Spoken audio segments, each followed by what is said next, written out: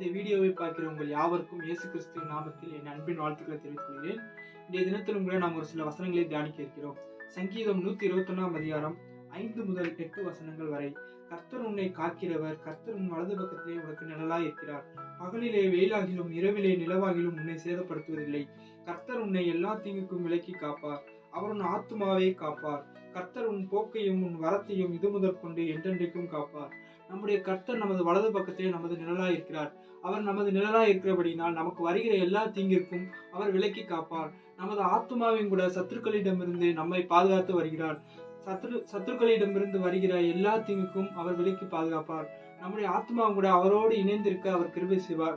நம்முடைய போக்கையும் மரத்தையும் அவர் பாதுகாத்து வருகிறார். இரவிலே நிலவாகிலும் பகலிலே வெயிலாகிலும் நம்மை சேதப்படுத்துவதில்லை. நமக்கு வருகிற எல்லா தீங்குக்கும் அவர் விலக்கி பாதுகாப்பார். நம்முடைய ஆத்மாவும் கூட அவரோடு இணைந்திருந்து அவருடைய வழியிலே நடக்க அவர் கிருபை செய்வாராக. இந்த வசனத்தின் மூலமாக கூட கர்த்தர் உங்களை பாதுகாத்து வழிநடத்துவாராக. ஆமென்.